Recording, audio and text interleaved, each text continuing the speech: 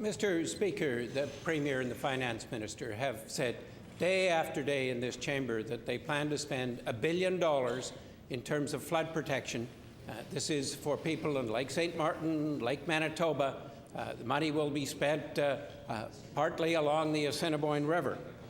Now, half of the $1 billion of the spending recommended in the report is a possible dam along the Assiniboine River upstream of Portage la Prairie near Holland.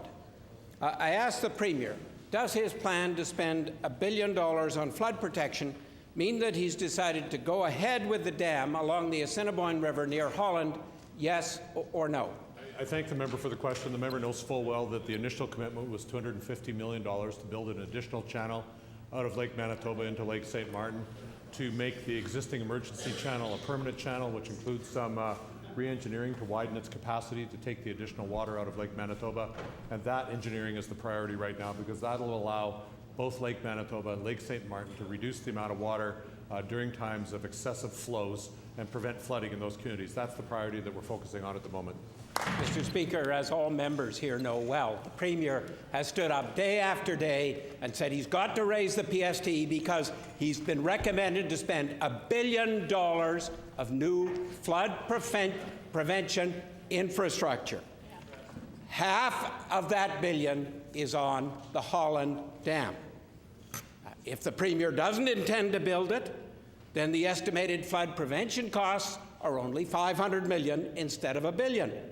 The Premier says that for the next 10 years, he's collecting flood prevention infrastructure money with the PST increase. I ask the Premier, does he intend to build the Holland Dam in the next 10 years?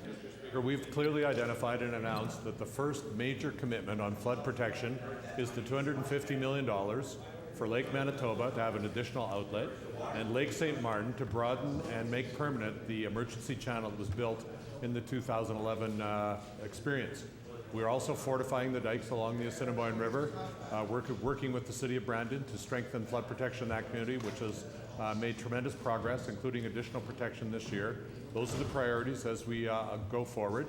We also will use, we've made it very clear, that PST money to do things like roads, to do things like water treatment plants and sewage projects in Manitoba, to do other projects that will build our capacity to educate our young children in Manitoba, to look after our senior citizens. And we'll do it over a 10-year period of time, along with the federal infrastructure money, so we can fully leverage those resources. The members opposite voted against all that. In fact, they said they would actually cut money from capital spending in Manitoba and not protect communities. Order, please. The First Minister's time has expired. Mr. Speaker, day after day in this chamber, the Premier has said that he has to raise the PST because he needs $1 billion for flood prevention infrastructure. Half of that $1 billion is a dam near Holland. And yet the Premier won't even tell us whether he's going to build or not build this dam at Holland. If the Premier isn't sure whether he's going to build it, why is the Premier planning to raise $500 million for flood prevention infrastructure when he's not even sure that he's going to build the dam? Thank the Leader of the Opposition, the Liberal Party, for his question. We made the $250 million commitment. The engineering work is starting on that. That is the priority, because those communities along Lake St. Martin took the single biggest hit in the history of the province in terms of what happened to their ability to live in those areas safely. Many of those people are still not yet at home, and we know from recent federal reports that there were challenges in meeting the needs of those communities. Those communities are now being provided with opportunities to be on higher land. We are looking at the emergency channel becoming a permanent channel, and that we are going to proceed with. We are going to have the additional outlet out of Lake Manitoba into Lake St. Martin.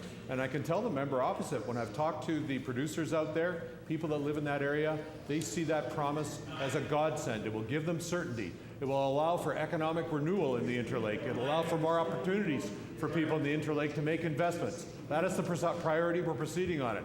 We're also using the resource to match the federal infrastructure program, which has a much wider set of criteria to allow us to build those facilities which will improve the quality of life. The First Minister's time has expired.